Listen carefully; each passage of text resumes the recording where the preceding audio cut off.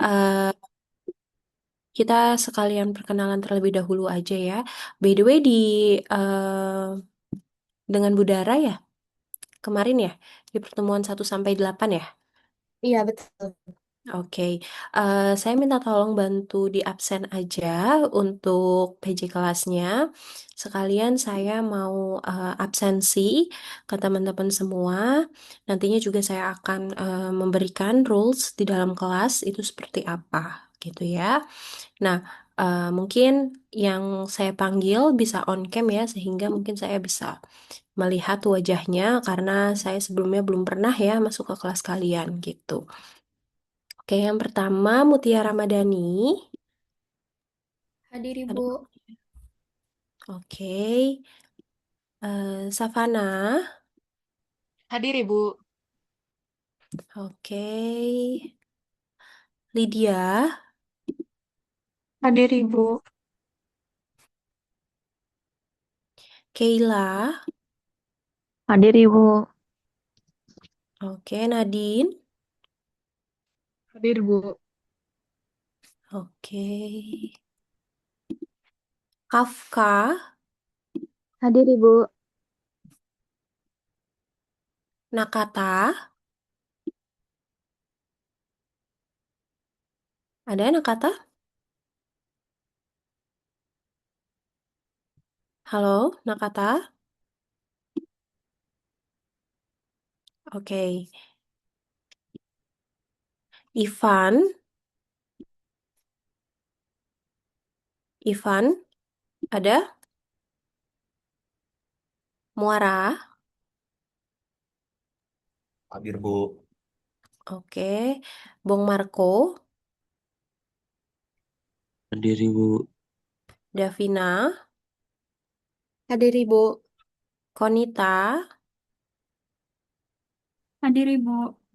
Oke, Catherine. Hadir Ibu. Sultan. Hadir Ibu.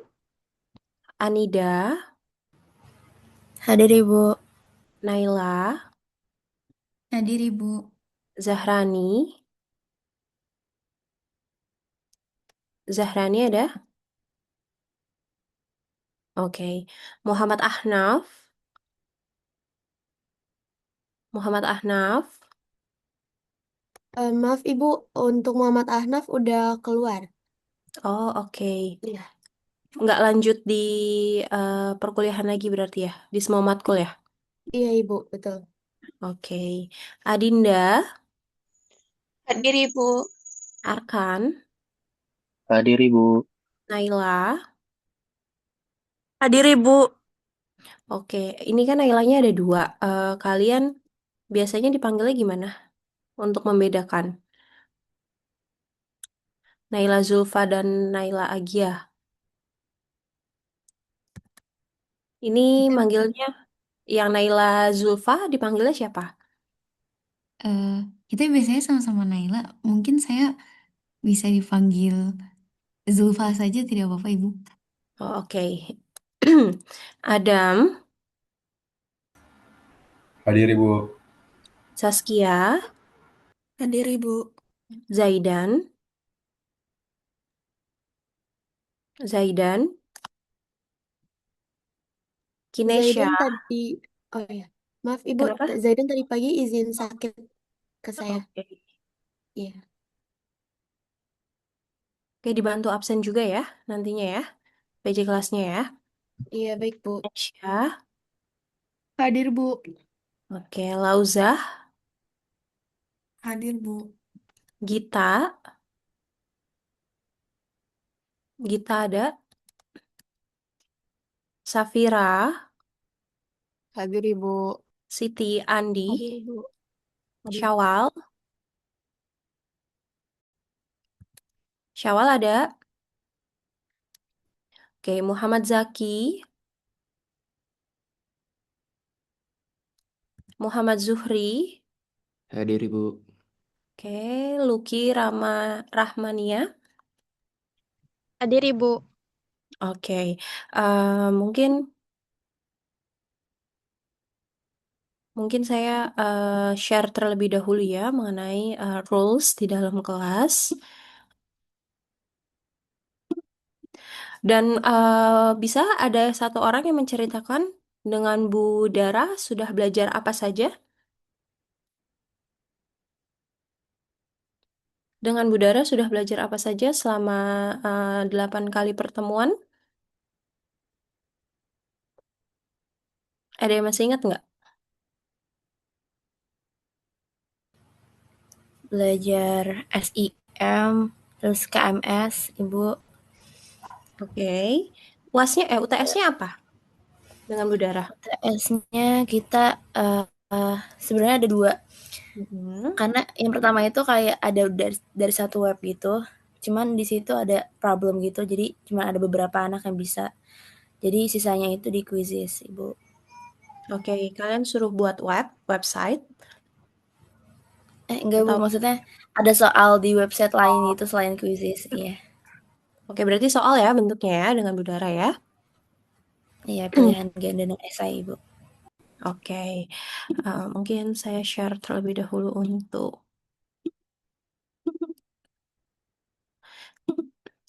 kontrak kuliah.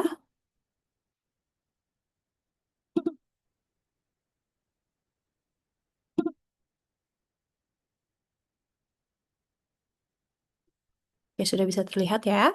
Jadi di dalam kelas nantinya tata tertib di dalam kelas ya. Pertama itu kehadiran.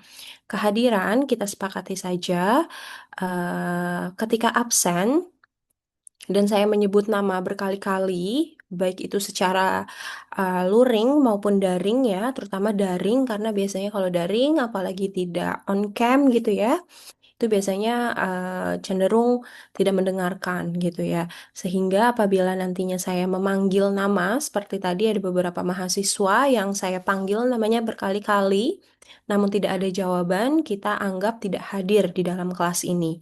Ya, bisa dibantu ya PJ kelasnya apabila nanti saya menyebut nama, mengabsen, tetapi tidak hadir atau tidak menjawab ya.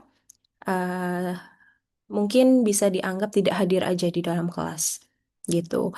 Nah, untuk desain perkuliahan sebenarnya saya menggunakan mix method biasanya, yaitu kita campur antara online dan juga offline karena kemungkinan nantinya di 3 sampai 4 kali pertemuan terakhir itu kita akan belajar mengenai flowchart dan juga mungkin ERD dan lain sebagainya itu tidak bisa dilakukan secara online gitu.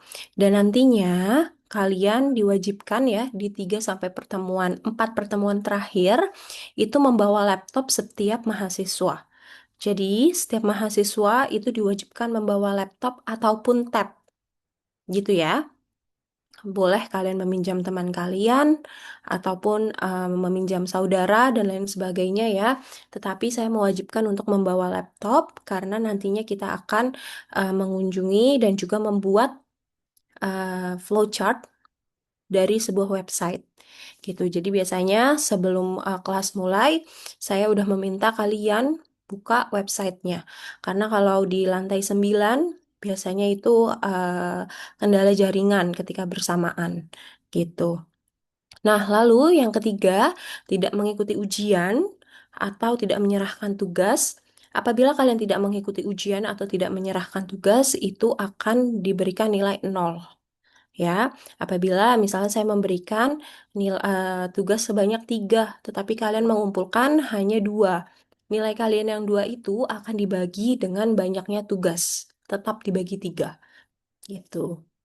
Lalu kecurangan akademik baik dalam copy paste ataupun plagiat ya terhadap tugas teman kalian gitu. Nah, apabila nantinya kalian terindikasi menggunakan AI, sebenarnya tidak apa ya, saya bukan yang anti AI, tetapi tetap sebagai kalian tuh sebagai mastermind-nya, kalian yang apa ya, yang mengendalikan AI-nya, bukan kalian yang hanya mengikuti. Karena saya tahu beberapa keyword yang biasa dimuncul sama AI gitu ya, dan dari segi tata bahasa dan lain sebagainya itu sangat kelihatan ketika kalian menggunakan AI. Dan saya tidak mensarankan kalian apabila mengerjakan tugas dengan daftar pustaka dari AI, karena itu biasanya sesat gitu. Lalu etika kelas ketika luring itu dari etika berpakaian, berbicara gitu ya, layaknya mahasiswa aja. Seperti itu. Sampai di sini untuk oh ya, untuk keterlambatan ketika kelas offline gitu ya, kita datang ke kelas itu saya berikan waktu 15 menit. Jadi apabila kita masuk di jam 8 itu saya mentoleransi keterlambatan kalian di sini tanpa keterangan ya. Apabila misalnya kalian ada kendala di jalan, mungkin kalian bisa chat saya terlebih dahulu gitu ya, bahwa kalian ada kendala di jalan. Tetapi apabila kalian telat, terlambat gitu ya, tanpa keterangan, saya hanya mentoleransi selama 15 menit aja. Setelah 15 menit, saya tetap persilahkan kalian untuk masuk ke dalam kelas, tetapi biasanya saya sudah mengabsen mahasiswa, gitu ya. Nah, ini untuk metode perkuliahan. Metode perkuliahan itu adalah lecturing, yaitu metode perkuliahan yang mana saya akan membacakan atau memberikan materi terhadap mahasiswa. Lalu yang kedua ada penugasan. Sejauh ini mungkin penugasannya baru terbayang itu ada 3 gitu ya. Dan untuk UASnya, nantinya saya akan melakukan UAS, yaitu dengan memberikan soal mengenai flowchart gitu apabila kalian dianggap sudah mampu, karena di kelas lain yang mungkin sudah saya berikan materi mengenai flowchart itu pada akhirnya nilai flowchartnya pada kurang gitu, sehingga saya memungkinkan untuk mengubah metode UASnya gitu karena dikhawatirkan nanti nilainya pada jelek gitu. Mungkin sampai di sini ada yang ingin ditanyakan terlebih dahulu mengenai metode perkuliahan dan juga peraturan di dalam kelas.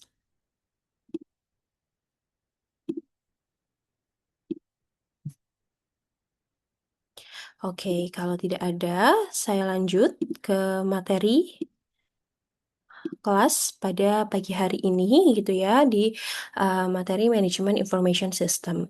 Nah, untuk 8 pertemuan ke depan kita akan membahas beberapa pokok bahasan. Yang pertama itu mengenai MIS, yaitu terdiri dari sistem dan lain sebagainya gitu ya. Selanjutnya kita akan membahas tentang data, informasi, dan juga knowledge. Apa sih yang membedakan data, informasi, dan juga knowledge itu seperti apa? Lalu selanjutnya ada bisnis proses dan juga digital organisasi. Lanjut, ada teori pendukung mengenai MIS, yaitu hardware, software, database, dan juga network. Nah, selanjutnya di 3 pertemuan terakhir, itu kita akan membahas mengenai flowchart gitu. Jadi di 3 pertemuan terakhir ini yang saya harapkan kalian membawa laptop gitu ya, karena kita akan langsung praktek. Nah, flowchart ini kalau kalian pernah lihat, ada yang pernah mendengar sebelumnya tentang flowchart atau ada yang pernah membuat flowchart? Sudah ada yang sebelumnya pernah mendengar flowchart atau diagram alir? Belum ya, nanti kita akan belajar mengenai simbol-simbol dan lain sebagainya dari flowchart itu. Dan terakhir UAS, untuk UAS saya biasanya opsional, maksudnya saya melihat apabila kalian dirasa mampu untuk flowchart, itu saya akan berikan soal mengenai flowchart. Tetapi apabila biasanya terlihat di 3 pertemuan ini, ketika kalian dianggap belum terlalu paham mengenai flowchart, biasanya saya akan memberikan soal uh, mengenai studi case atau kasus gitu. Oke, kita lanjut aja langsung ke materi kita pada pagi hari ini, yaitu MIS. Nah, mungkin kita pecah terlebih dahulu. MIS sendiri kan Management Information System, gitu ya. Sistem ini apa sih? Nah, sistem sendiri merupakan sekumpulan elemen yang saling berinteraksi untuk mencapai tujuan tertentu, gitu ya. Mungkin sekarang kita sering banget berinteraksi tanpa sadar dengan sebuah sistem yang ada, gitu ya. Contohnya ada si akad. Si akad atau sistem akademik kampus gitu ya. Nah, si akad sendiri ini merupakan suatu sistem. Kenapa ada banyak elemen di dalam si akad atau di akademik kampus ya? Ada elemen dosen, ada database, ada elemen mahasiswa, mata kuliah gitu ya, terutama database-nya yang saling berinteraksi sehingga mereka mencapai suatu tujuan tertentu. Apa sih tujuan dari si akad? Tujuan dari si akad apa? Tujuan dibentuknya si akad apa, Saskia? Mungkin menurut saya untuk memberi informasi kepada mahasiswa dan agar mahasiswa itu mengetahui seperti hasil akademiknya. Oke, oke, thank you, Saskia. Kalau menurut Muarahabi, gimana sih akad itu fungsinya apa sih? Tujuannya apa? Menurut saya seperti itu untuk biar bisa mempermudah mahasiswa, Bu. Oke, mempermudah gimana nih? Apa? Mungkin kayak misalnya untuk melihat jadwal atau untuk melihat nilai. Kalau sebelum ada syarat kan mungkin harus bertanya ke dosen. Ini sekarang tinggal lihat aja ke syaratnya. Oke, thank you ya. Jadi, kalau kita lihat di si akad, itu elemennya banyak banget database-nya. Mungkin kalian, ketika kalian datang ya, adanya KRS kalian ya, di dalam mata kuliah gitu ya, itu kan ada beberapa elemen. Ada mahasiswa, ada jam mata kuliah, ada ruangan, lalu ada dosen yang mengampu. Sedangkan satu mahasiswa itu bisa mengambil banyak banget mata kuliah. Ya kan, kayak mungkin kalian sekarang, mungkin ada mata kuliah kalian di dalam satu semester ini ada lebih dari 5. Sedangkan satu dosen itu bisa mengampu juga lebih banyak mata kuliah atau banyak kelas gitu ya. Sedangkan ada juga ruangan yang terbatas. Dengan adanya si akad, kita bisa melihat, kita bisa mensinkronkan antara ketersediaan ruangan, ketersediaan waktu dosen, ketersediaan waktu mahasiswa, sehingga mereka saling berinteraksi dan terintegrasi hingga saat ini, seperti kita ya sekarang ya, ada di dalam mata kuliah MIS. Karena dilihat dari sistem, saya tersedia di jam 8 dan juga kalian tersedia di jam 8. Sehingga terjadilah saat ini mata kuliah MIS. Seperti itu. Nah, jadi sistem ini saling berinteraksi antara satu dengan yang lain. Elemen sistem ini juga banyak sekali, gitu ya. Kita lanjut aja dulu. Nah, MIS sendiri, menurut Kenneth, adalah sistem yang menyediakan informasi untuk mendukung pengambilan keputusan, koordinasi, dan pengendalian dalam organisasi. Sedangkan menurut James O'Brien, kombinasi terorganisir dari manusia, perangkat keras, perangkat lunak, jaringan komunikasi, dan sumber daya data yang mengumpulkan, mengubah, dan menyebarkan informasi. Nah, mungkin ini akan kita bahas nantinya, seperti yang tadi sudah ada di silabus, perbedaan antara data, informasi, hingga terjadi knowledge itu seperti apa. Nah, kita bisa bahas mengenai MIS sendiri. MIS itu merupakan sistem yang berbasis teknologi, gitu ya. Kenapa? Biasanya, apalagi di sini ada manajemen information system gitu ya, singkatannya. Nah, MIS sendiri merupakan sistem yang berbasis teknologi karena seperti definisi di awal, di dalamnya ya, kita membutuhkan ya antara perangkat keras atau hardware. Contoh hardware apa? Ada yang tahu contohnya hardware? Perangkat keras? Komputer termasuk nggak, Bu? Oke, good. Komputer. Terus ada lagi? Ada lagi perangkat keras? Contohnya hardware apa? Keyboard, Bu. Oke, Keyboard. keyboard. Ya, good. Nah, jadi perangkat keras ini juga nantinya dibagi menjadi dua, gitu ya. Ada dibagi menjadi tiga. Ada input, proses, dan juga output. gitu ya. Mungkin kalian sering dengar ada hardware inputan, hardware outputan gitu ya. Contoh hardware output apa? Printer, Bu. Gimana? Printer. Oke, good, printer. Ada lagi hardware output? Monitor Ibu. Monitor. Ya, good, monitor. Nah, jadi untuk output itu sesuatu yang menampilkan baik secara di monitor ya, ataupun secara fisik. Makanya printer dan juga monitor merupakan salah satu bagian dari perangkat outputan gitu. Nah, nantinya ini akan berkesinambungan terhadap materi kita di belakang. Kita harus bisa membedakan mana yang input, proses, dan juga output gitu ya. Nah, kalau inputan apa aja? Perangkat keras inputan. Keyboard, Bu, keyboard. Keyboard. Ada lagi yang input? Mouse, Bu. Mouse. Ayo, ada lagi mungkin? Mikrofon, Mikrofon, Bu. Ya, good. Mikrofon gitu ya. Nah, setelah adanya perangkat lunak, perangkat keras, sorry, ada juga perangkat lunak.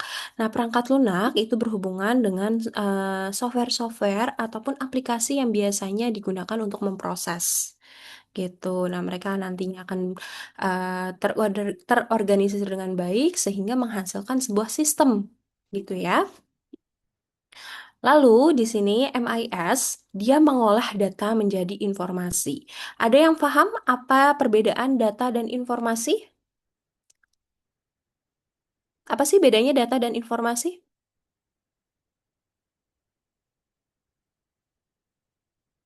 Ada yang tahu? Mungkin informasi itu data yang udah diolah, Bu. Kalau data masih bentuk mentahnya. Oke. Ada mungkin yang memiliki pendapat yang berbeda? Oke.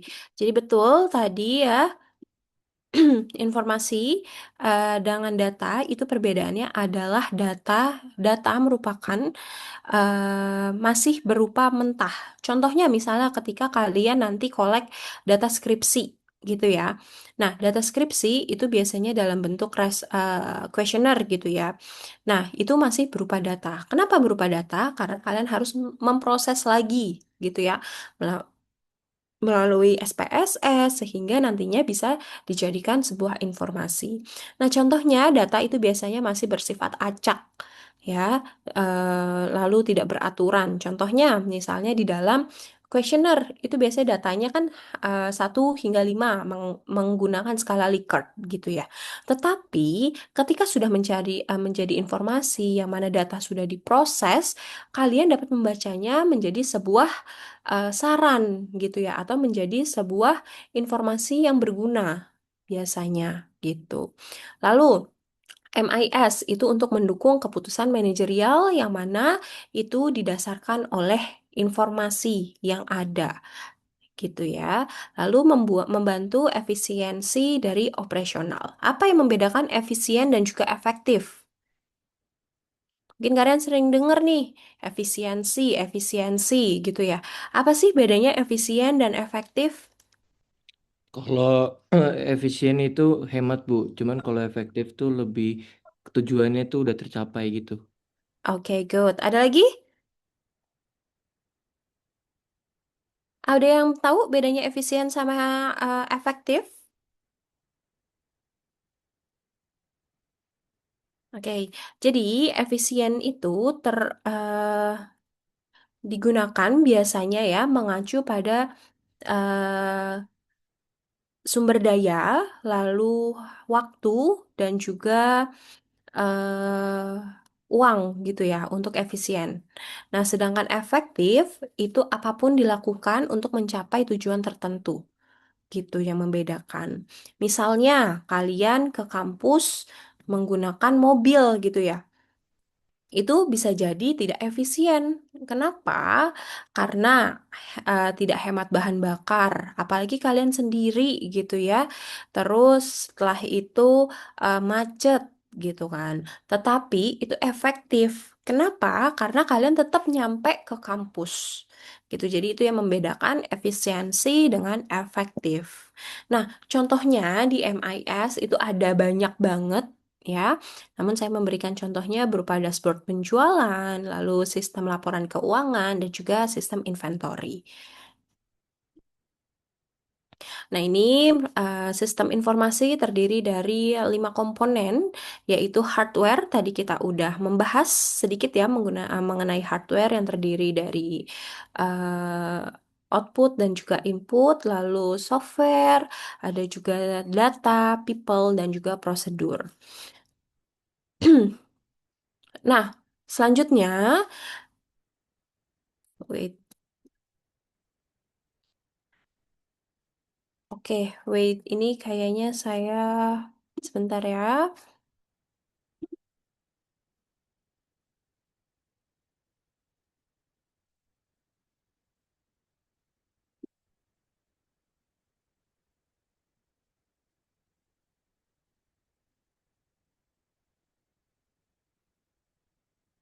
Oke, nah,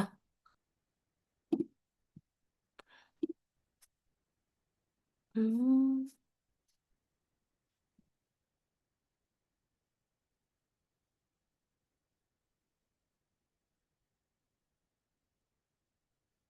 nah mungkin kita lanjut aja, kita akan diskusi di sini ya, diskusi mengenai MIS gitu ya.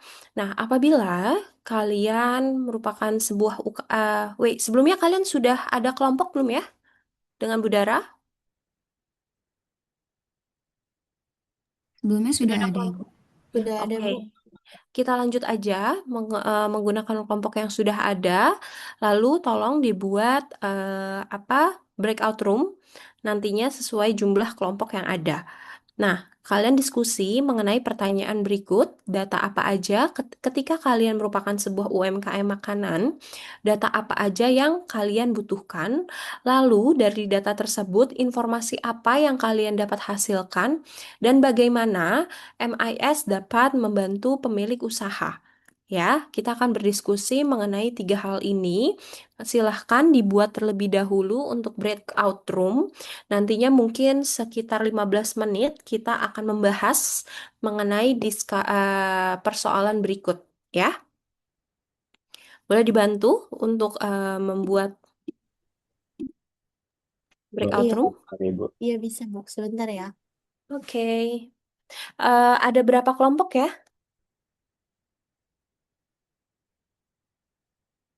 Total ada berapa kelompok? 10 sih, Bu. Seperti Oh, masing-masing 3 orang. oh ya, oke.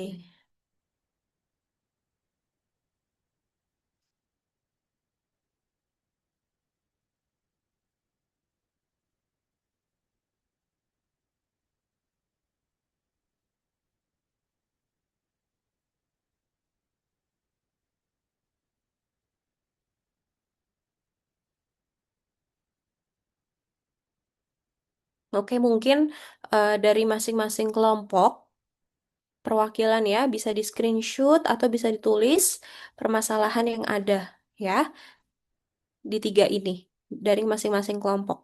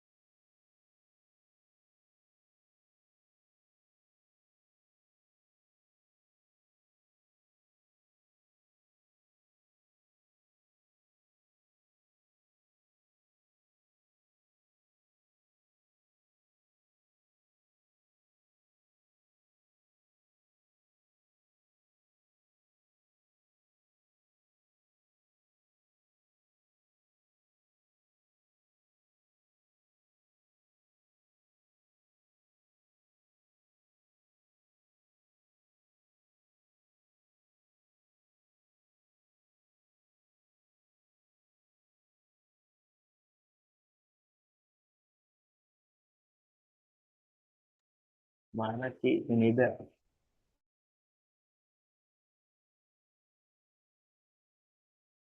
Eh, grup grup MIS kita mana ya? Tolong add nomor lama gue please.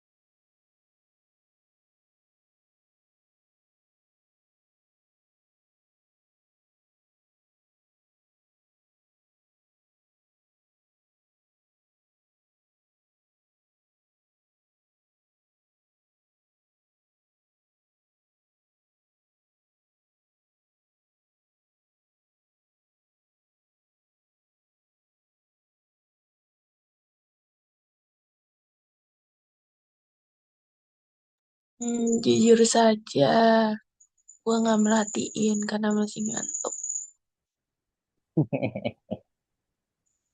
Emang ini suruh ngapain? Analisis Jawab. diskusi apalah itu cuy. Data apa? Nanti dipresentasiin. Ya Iya, kayaknya.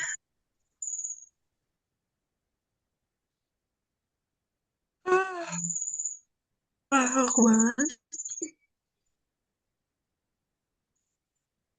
Ini apa yang dibutuhin ya datanya kan pusing.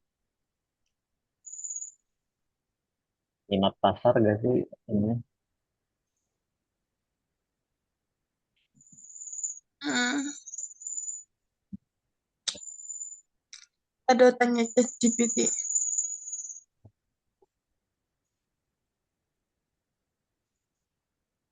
ChatGPT butuhnya apa aja ya ChatGPT.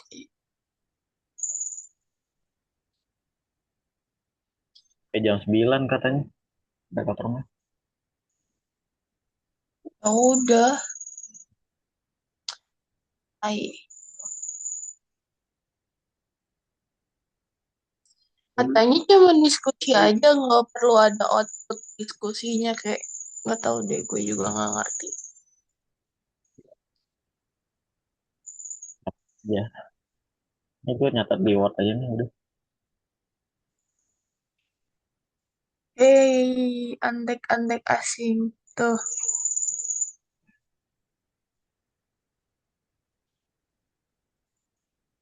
Sama banget lagi.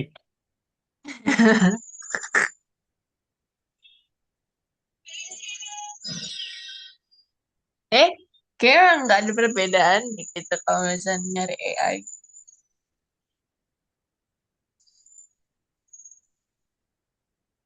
Formasi. Oh, berarti input, output, manfaat ya.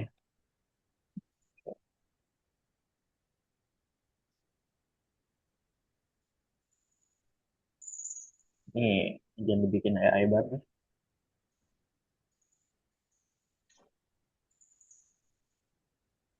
Data penjualan. Ah, Soalnya kalau kelompok lain cari GPT sama juga dong. Coba. kita harus mencari apa yang orang lain tidak punya. Apa ya anjing? Gue juga bingung.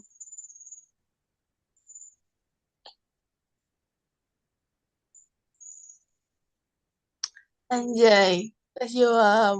Kata-katanya sendirom. Aduh, capek.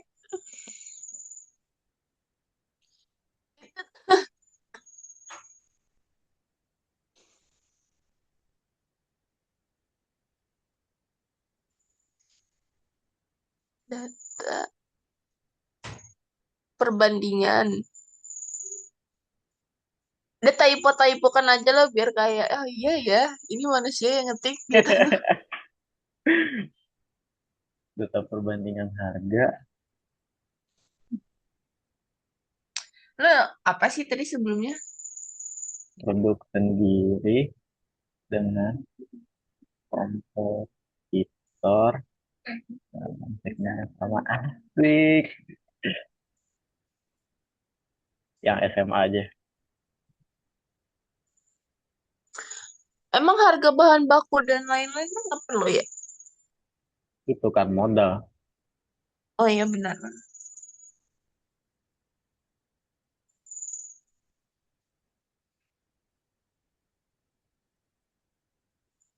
Ah, itu efektivitas promo dan diskon tuh yang bagian 2 Nih itu kan. Nah ya tuh kan kita di itunya di nomor 1 nggak ada efektivitas promo dan diskon, kita hapus aja kali ya. Karena UMKM kan biasanya nggak pakai diskon or something apalah gitu. beli satu gratis satu. Iya anjir. Kalau enggak Tapi bundling itu gitu tapi termasuk promo juga nggak sih? bundling kayaknya enggak deh. Kalau promo tuh yang kayak promo kan potongan harga nggak sih? Kalau Nggak tahu deh. yang kayak gitu tuh beli satu 2.000, beli 5 dapat 3 gitu, beli goceng dapat Eh, 3. promo atau diskon seingat gue itu ada jangka waktunya nggak sih? Apa itu promo dan diskon? Gimana dong hapus? Oh iya, promo juga itu termasuk bundling.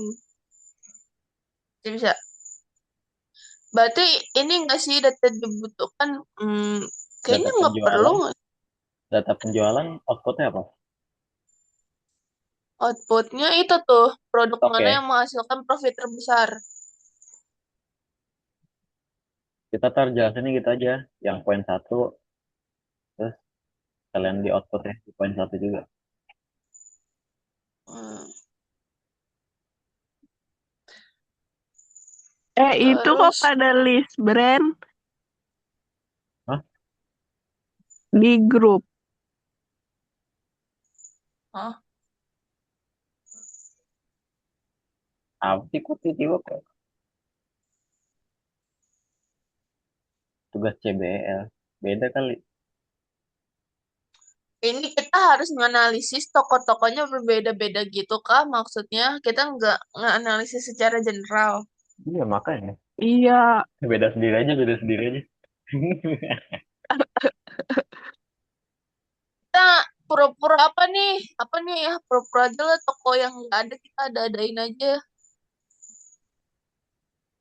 Nih, Bang Robux. apabila sebuah UMKM makanan secara general aja nggak sih, juga disuruh sebutin kok UMKM apa. Ipang kebab aja lah udah kita ipang kebab. Udah. Bu Cynthia juga nggak tahu. Ya udah itu aja.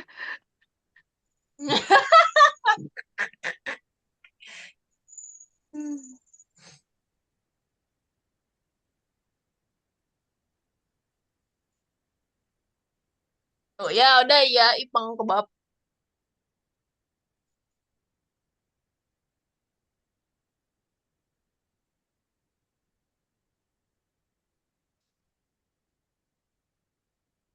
Tuh katanya iya guys gak usah pakai brand anjing lah.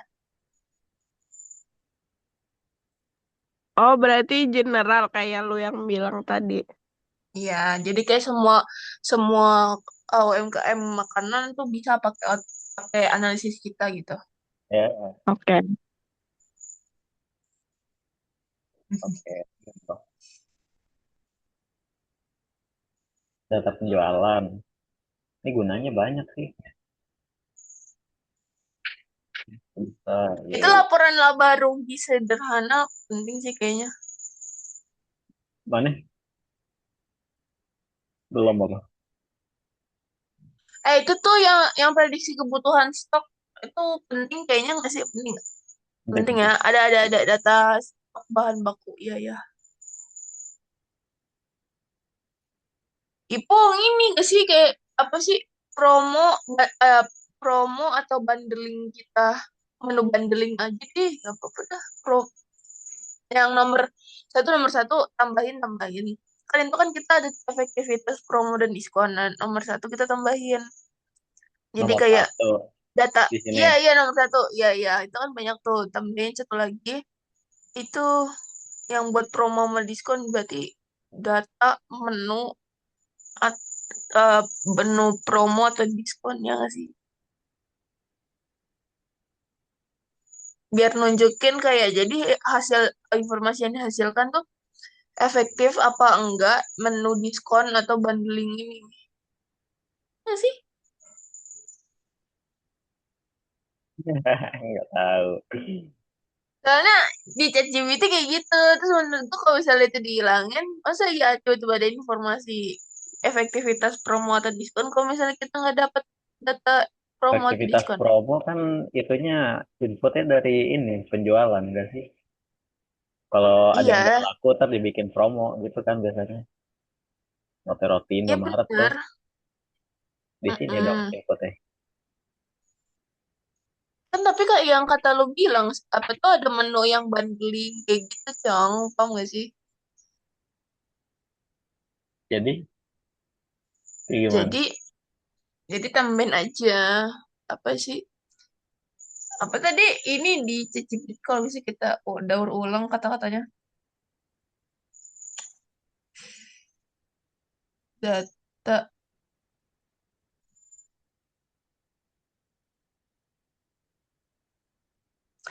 data ini, data promo dan diskon. Data produk promo dan diskon. Kok menu apa? Produk ya.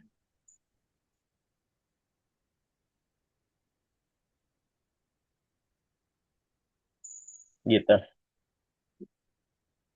Iya menurutku kayak gitu. Dit, menurut tuh nyambung nggak ini kita nih?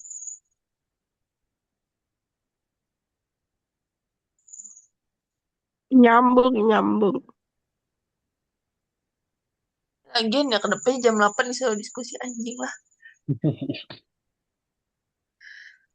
Membantu Kebiasaan mengambil ya. keputusan dan tebak mengurangi kerugian karena Nah, stok ini ya berlebih hebat atau nih, ya hebat nih.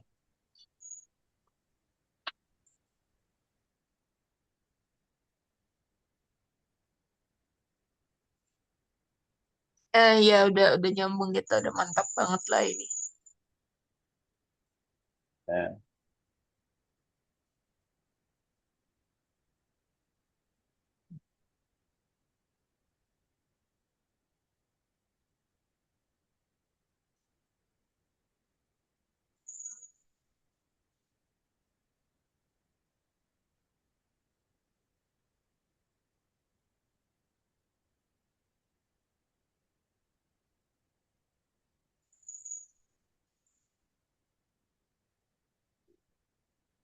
ngeri ini udah sama kayak kelompok sebelah gitu. Iya ke kata-katanya mau dia daur ulang. Iya, kalau bisa 55 nih dirombak, gak harus gini juga poin. Oh ya, coba suruh your MBG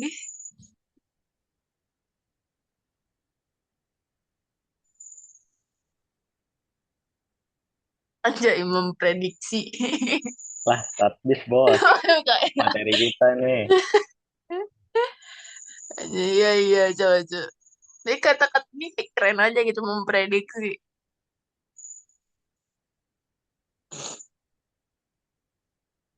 Di masa D-nya pakai spasi gak? Ya, ini aja tuh mengurangi kerugian. Jadi kayak gini aja mengurangi, ah, ya, mengurangi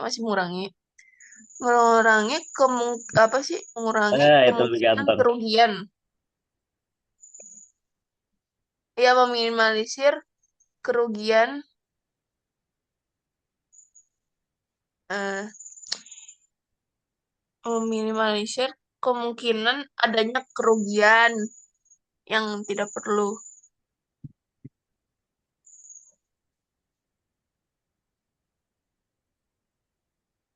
Hmm.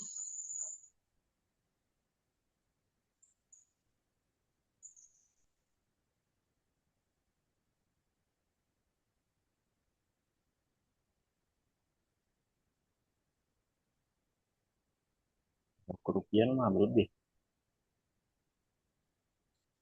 Em,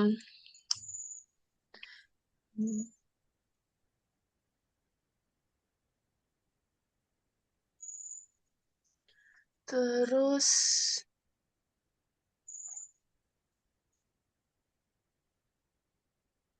typonya disengaja tuh yang harga G-nya 2. Guys. SMA nih. Yang sama. Oh, itu yang sama ya.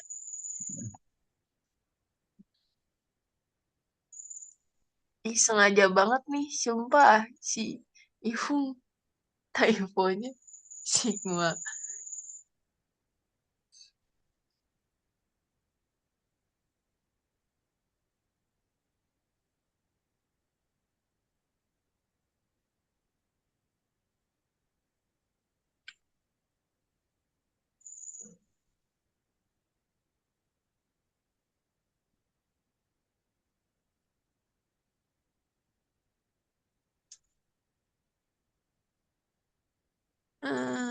Lagi ya.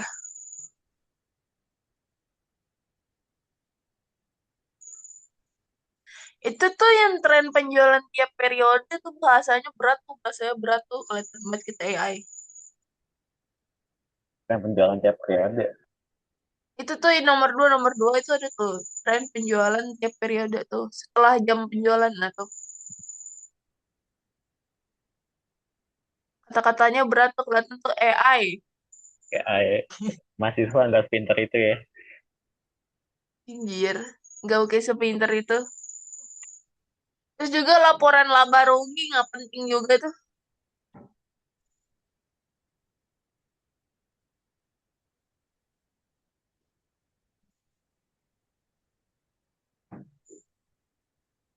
Tadi kata-katanya apa kok yang tadi?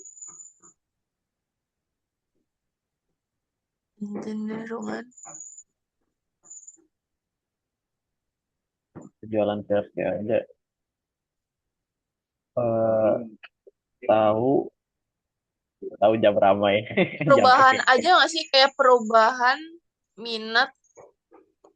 Emang jam jam FYP.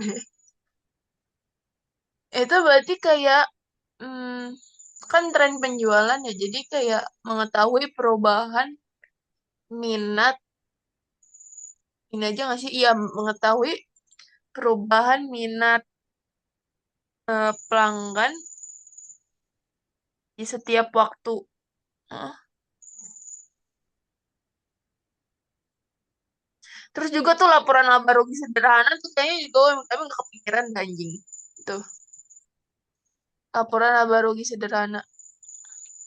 Belum. Eh, iya jadi kayak mm, mm, mm, mm. Ya jadi laba Laporan rugi. keuangan aja aneh gak? Ya laporan keuangan aja kalau laba rugi kayaknya terlalu pinter juga tuh mikirnya kayak oh iya ada laporan laba rugi ya. Terlalu pinter. Iya, dah, mantap. Kayaknya nggak perusahaan juga company. Nggak usah lah ditambah-tambahkan lah.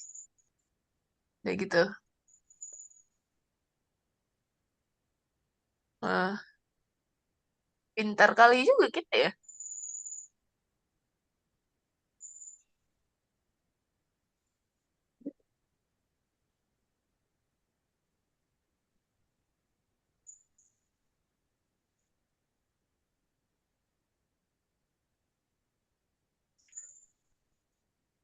Ada lagi nggak Git, menurut lo yang harus kita ubah? Ya, tuh, tuh.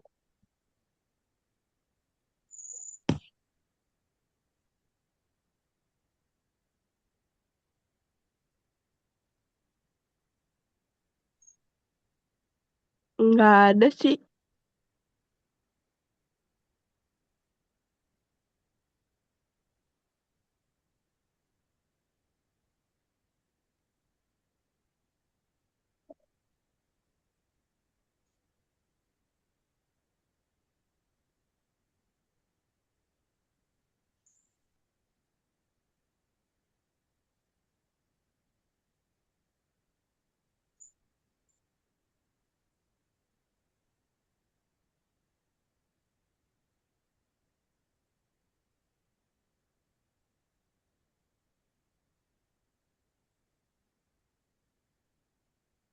Aduh, sakit perut, sakit jiwa. Gua ngelihat Prabowo jir. Kenapa tuh orang nggak kena stroke?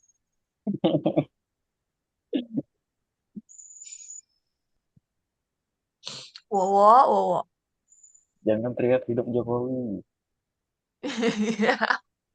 Bisa bocor jir itu pas itu setelah jam itu langsung dipanggil sama Pak Presiden, mampus. Jam 9 Ci. Tutup kah breakout room? Ah, malu udah pede lu, Ipan. Gas aja. Bisa aja sih.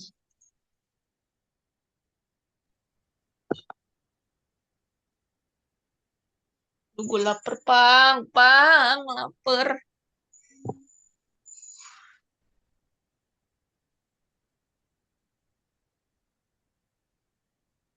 Udah jam 9 nih. Satu, dua. Dua. Satu, dua. Iya. 60 detik.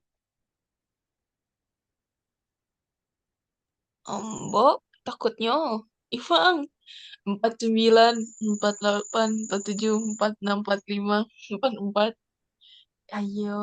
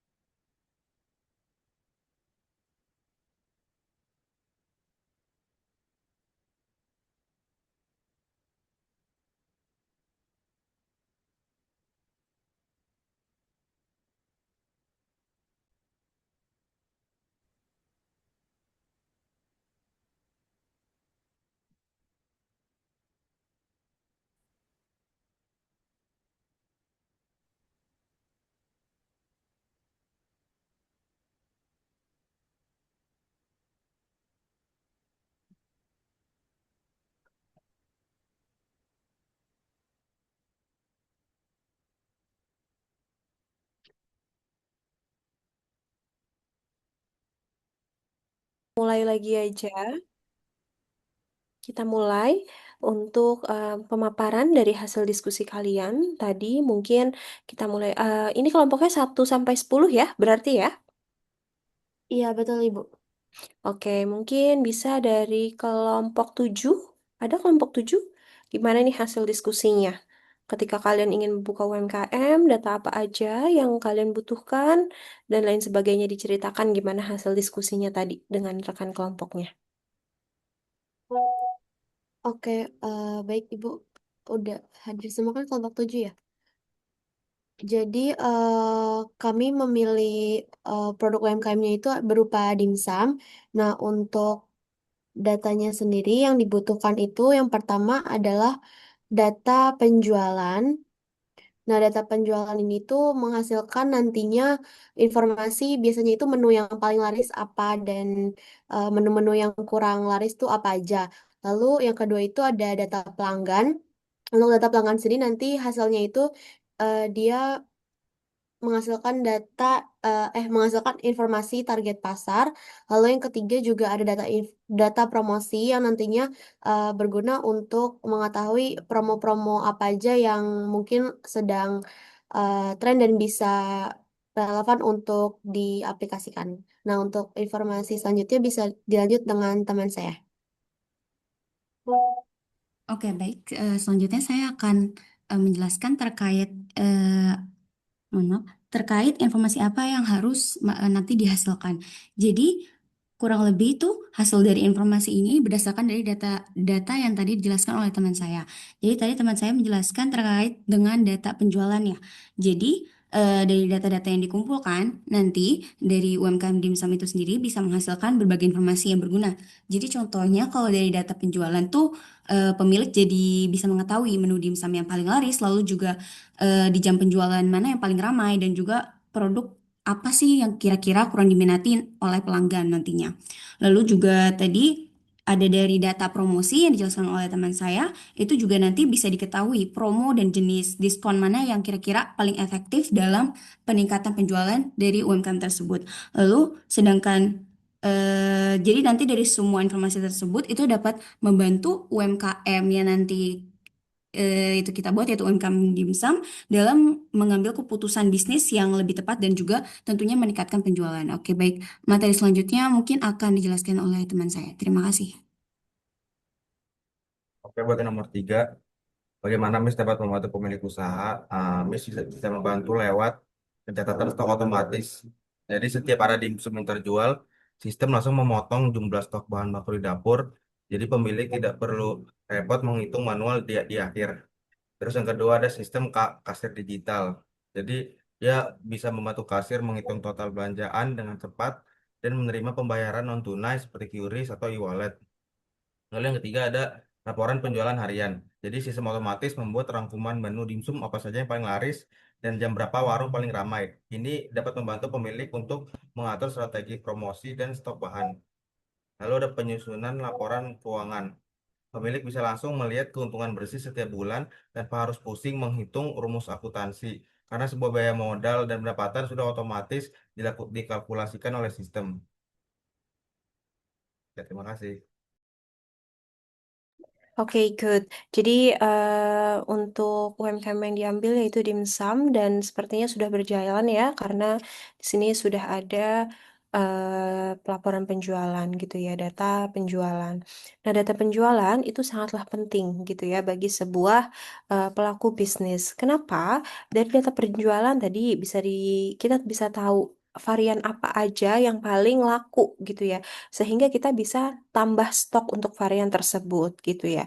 Terus yang kedua, di jam-jam berapa aja mereka itu membeli gitu. That's why kafe-kafe mungkin ya itu banyak buka ketika siang hingga malam hari gitu ya. Kenapa mereka bukanya di siang hingga malam hari? Itu berdasarkan data ataupun berdasarkan informasi yang ada.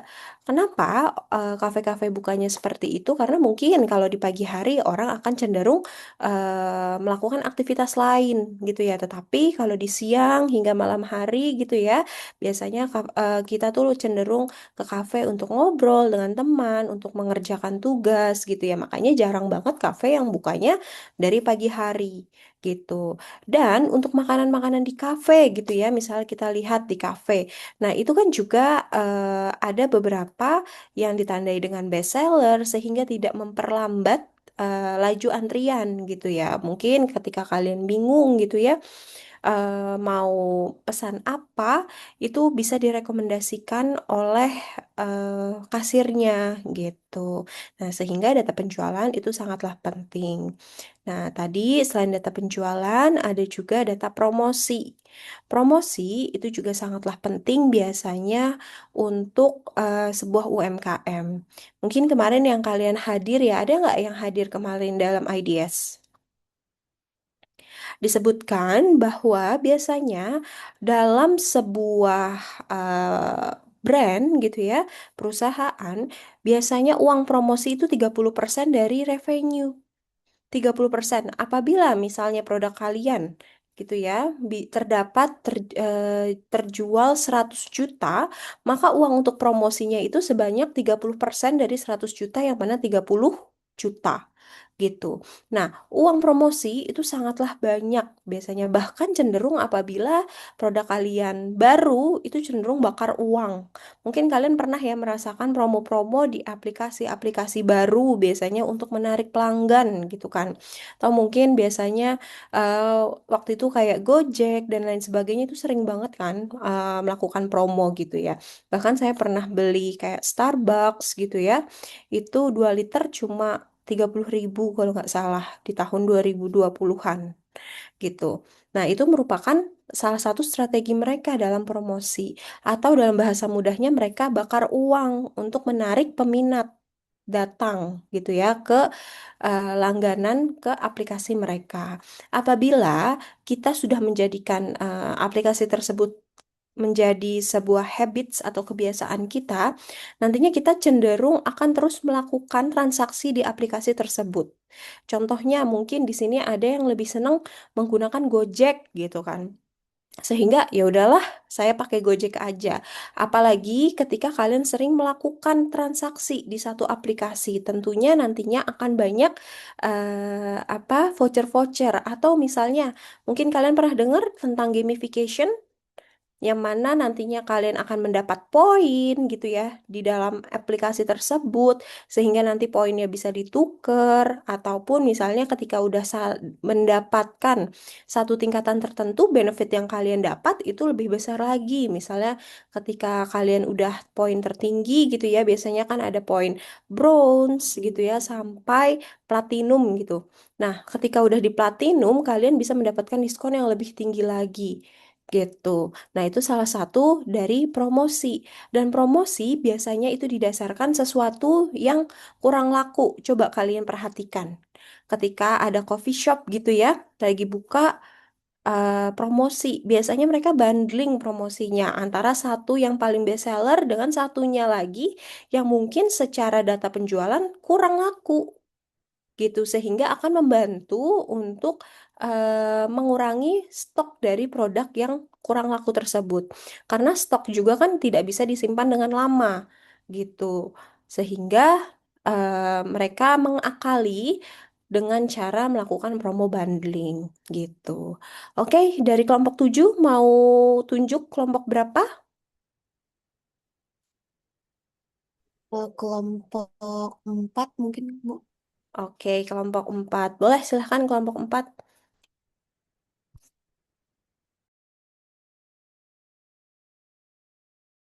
Oke, di sini saya sebagai perwakilan kelompok 4 yang akan menjawab pertanyaan yang nomor satu, data apakah yang mereka butuhkan. Jadi UMKM makanan tuh data apa yang mereka butuhkan yang pertama sama yaitu data penjualan. Jadi itu data penjualan itu digunakan supaya kita tuh tahu peningkatan penjualan produk dan perkembangan usaha. Itu kayak jumlah produk yang terjual setiap hari, menu yang paling laris jadi kita bisa eh, menambah bahan baku untuk membuat produk tersebut. Terus menu yang jarang dibeli, jadi kita bisa menginovasi kembali menu yang jarang dibeli itu kenapa bisa jarang dibeli gitu. Terus ada yang penjualan berdasarkan waktu, jadi pagi, siang atau malam. Jadi yang mana yang paling banyak uh, pelanggan yang datang ke toko UMKM kita. Terus ada data pelanggan, yaitu membantu UMKM memahami siapa target pasar mereka, kayak lokasi tempat tinggal, umur pelanggan, status atau pekerjaan. Jadi tujuannya tuh untuk menentukan target pasar utama UMKM kita sendiri itu siapa. Terus ada menyesuaikan menu dengan selera pelanggan dan meningkatkan kepuasan pelanggan. Selanjutnya bisa dijelaskan oleh teman saya. Baik, di sini saya akan menjelaskan untuk yang nomor 2 seperti informasi apa yang harus dibutuhkan oleh mereka atau UMKM. Yang pertama itu ada eh, dari data jumlah produk terjual dan menu apa yang paling laris. MIS bisa menghasilkan laporan performa menu. Jadi misalkan kita bisa ketahuan nih, misalnya pempek kapal selam selalu jadi menu yang paling banyak dipesan.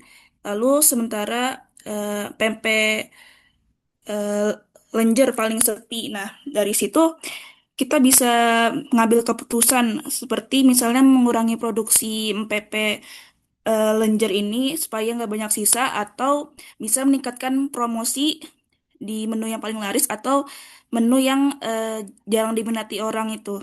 Lalu yang kedua tuh kita dari data waktu penjualan kita bisa melihat informasi jam dan hari apa aja yang paling ramai. Misalnya ketahuan order paling banyak itu jam 11 siang sampai jam 1 siang. Dan 1 minggu itu selalu jadi yang lebih tinggi dari hari biasanya. Nah, dari sini pemilik jadi tahu harus mulai produksi dari jam 9 pagi atau bukan dadakan baru nyiapin adonan pas order udah numpuk. Lalu yang ketiga ada dari data total pendapatan harian, mingguan, dan bulanan. Di sini MIS menghasilkan laporan keuangan otomatis, seperti pemilik tuh nggak perlu ngitung manual lagi, tinggal buka sistem langsung kelihatan bulan ini tuh omsetnya tuh untung berapa dan revenue tuh naik turun atau enggak. Lalu yang keempat itu ada dari data pelanggan seperti eh, mayoritas pembeli di GoFood itu usianya berapa dan paling banyak tuh mereka tuh membeli yang mana. Sehingga kita bisa memberikan promo atau diskon loyalty kepada pelanggan itu. Lalu yang kelima ada data kritik dan saran pelanggan yang dimana MS ini membantu untuk menyampaikan evaluasi kualitas produk tersebut sehingga pemilik itu dapat membuat keputusan untuk kritik dan saran tersebut. Nah, Jadi lalu kesimpulannya, eh, jadi kesimpulannya semua informasi yang dihasilkan MS ini muaranya tuh satu agar pemilik usaha PMP ini tuh nggak ngambil keputusan berdasarkan feeling aja. Selanjutnya akan dijelaskan oleh teman saya. oke, jadi selanjutnya itu manfaat dari manajemen information system bagi pemilik gitu. Nah, yang pertama itu kan tadi sudah dijelaskan kalau dapat membantu mengetahui performa tertentu kayak misalnya jumlah produk yang terjual dan menu yang paling laris. Nah, itu bisa menggunakan sistem kasir atau point of sale (POS). Nah, itu bisa dilihat eh, datanya karena tercatat secara otomatis melalui sistem gitu, seperti aplikasi kasir pintar. Nah, dari data-data tersebut itu dapat dilihat mana produk yang paling disukai oleh konsumen dan juga menu yang paling diminati gitu. Lalu yang kedua, ada MIS itu dapat membantu mengetahui waktu penjualan yang paling ramai. Nah, dari data tersebut, MIS itu bisa mengetahui seperti kapan usaha itu paling ramai dan bisa menyesuaikan stok maupun jumlah karyawannya. Lalu yang ketiga itu MIS itu dapat membantu membuat laporan keuangan secara otomatis dengan menggunakan sistem seperti Accurate Online. Data pendapatan harian, mingguan, dan bulanan itu bisa dicatat dan menggunakan sistem secara digunakan sistem dan dihitung secara otomatis. Nah, ini bisa membantu memudahkan pemilik juga untuk memantau keuntungan, pengeluaran, dan kondisi keuangan bisnis secara lebih cepat dan rapi. Lalu yang keempat, yaitu MIS itu dapat membantu memahami pelanggan melalui uh, segmentasi pelanggan. Nah, di sini sistem seperti Maju itu memiliki fitur penyimpanan data pelanggan seperti usia, produk favorit, lalu juga frekuensi pembeliannya. Nah, dari data tersebut, itu MIS itu bisa menghasilkan segmentasi pelanggan sehingga pemilik usahanya juga dapat membuat promosi yang lebih tepat sasaran sesuai dengan kebiasaan pelanggannya gitu. Lalu yang terakhir, MIS itu dapat membantu meningkatkan kualitas produk dan layanan melalui sistem pemesanan online seperti GoFood atau GrabFood. Nah, di sini juga pelanggan bisa memberikan kritik, saran, ataupun penilaian terhadap produk tersebut gitu, maupun dari segi pelayanan tokonya. Lalu dari data tersebut kemudian diolah oleh MIS dan menjadi laporan evaluasi sehingga pemilik usahanya itu dapat mengetahui kekurangan dan kelebihan yang perlu diperbaiki agar nantinya pelanggan itu dapat lebih puas. Sekian dari kelompok 4. Terima kasih. Oke, terima kasih kelompok 4 gitu ya. Kurang lebih hampir mirip ya dengan kelompok sebelumnya untuk data-data yang ada gitu. Ada sebenarnya data yang kelompok 4 dan kelompok 7 belum sampaikan, padahal itu sangatlah penting sebagai UMKM ataupun pelaku usaha. Kira-kira data apa? Ada yang mau jawab? Kira-kira data apa sih yang sangat penting ketika kalian menjadi pelaku usaha? Laporan keuangan, Bu. Cash flow. Belum. Tadi kan sudah ya, sudah ada disebut laporan keuangan ya. Ada lagi? Data bahan baku. Bahan Betul. baku belum, ayo. Apalagi? Yang sangat penting ketika kalian melakukan usaha. Data data kepuasan pelanggan. Belum? Ada lagi? Data kompetitor atau harga pasar lain, Ibu. Oke, boleh sih data kompetitor, tetapi ada lagi. Data promosi, Bu.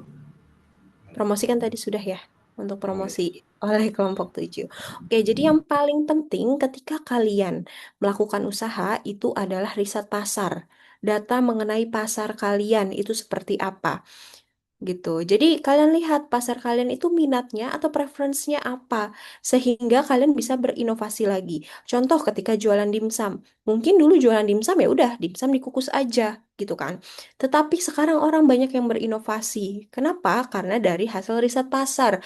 Pasar pada pengen nih dimsum yang digoreng, dalamnya itu ada kejunya gitu kan. Sehingga UMKM itu memfasilitasi itu gitu ya. Nah, riset pasar juga sangatlah penting. Kenapa? Ketika kalian nih, misalnya ingin melakukan membeli atau menjual barang ya, menjual barang gitu ya. Mungkin kalian bisa lihat ketika terjadinya lonjakan harga, ketika kalian nonton konser gitu ya, harganya air minum tuh 115.000. Pernah nggak kalian atau di acara-acara tiba-tiba air aqua yang tadinya 5.000 jadi 15.000 gitu kan? Nah, itu salah satu yang mendasari adalah riset pasar. Kenapa? Karena dia melihat, oh semua orang butuh air, mau air harga berapapun pasti dibeli gitu kan, sehingga kalian bisa markup harganya. Tetapi ketika kalian tanpa melakukan riset pasar, kalian jualan nih air di kampus gitu ya, dengan harga 10.000 deh, nggak usah 15.000 gitu. Laku nggak kira-kira? Nggak. Kenapa? Karena dari kompetitor gitu ya di bawah juga cuma 5.000, apalagi sudah ada galon apa dispenser gitu ya sehingga mahasiswa juga mungkin prefer untuk membeli itu gitu. Sehingga riset pasar itu sangatlah penting kita lihat preferensi dari pelanggan itu seperti apa, lalu bisa dilihat juga waktu dan juga harga ya dari pasar dari kompetitor sehingga melihat minatnya. Atau misalnya kalian ketika pernah kan datang ke konser, ketika konser sedang berlanjut, harga tiketnya itu jadi murah banget gitu ya ketika OTS. Itu bahkan bisa setengah harga dari ketika kalian ngewar. Nah, itu berdasarkan riset pasar. Karena ketika mereka tidak menjual dengan segera, ya udah tiket itu kan udah nggak bisa dipakai kembali gitu kan. Sehingga ya udahlah mau nggak mau dijual seperti itu. Dan mungkin nantinya akan turun-turun-turun terus hingga mungkin bisa setengah harga. Karena pasar itu akan membeli ketika harga tertentu gitu. Sehingga data yang paling penting ketika kalian ingin memulai penjualan ataupun ketika usaha kalian sudah mulai berjalan itu adalah pasar dari riset pasar. Nah, contohnya lagi mungkin kalian pernah dengar Harvest ya, brand kue Harvest. Nah, kalau kalian perhatikan, Harvest itu selalu berinovasi. Apapun yang sedang ramai di pasar dulu kromboloni, mereka jualan kromboloni. Lalu sekarang Dubai Chewy Cookie. Mereka sekarang jualan itu. Kenapa? Itu cara mereka agar bertahan dan dapat diminati pasar gitu ya. Berbeda mungkin misalnya ketika kalian jualan sesuatu yang tidak berinovasi. Itu kalian jualan ya udah itu aja gitu ya tanpa adanya inovasi dengan rasa atau inovasi dengan mengupgrade bahan dan lain sebagainya. Tentu usaha kalian akan turun. Nah, termasuk inovasi terhadap eh, teknologi gitu ya. Misalnya kalian hanya mengandalkan ya udahlah jualan secara offline aja gitu kan. Kemungkinan apalagi jualannya ya variannya itu-itu aja gitu ya. Kemungkinan akan kalah dengan yang lainnya ketika mereka ingin berinovasi dan mengikuti teknologi yang ada. Seperti itu. Ada lagi mungkin yang ingin ditanyakan mengenai pertemuan hari ini? Cukup mengenai materi untuk hari ini? Cukup, Oke. Ibu. Oke, kalau sudah cukup mungkin dan sudah tidak ada pertanyaan, mungkin saya akhiri saja kelas kita pada pagi hari ini. Sampai ketemu mungkin di minggu depan ya. Minggu depan kita libur lagi ya, hari Kamis ya? Iya, Ibu. Iya ya, minggu depan libur lagi. Oke, mungkin nanti kita discuss aja bagaimana untuk minggu depan. Oke, sampai ketemu di pertemuan kita selanjutnya. Saya akhiri. Terima kasih sudah hadir pada pertemuan pagi hari ini. Wassalamualaikum warahmatullahi wabarakatuh.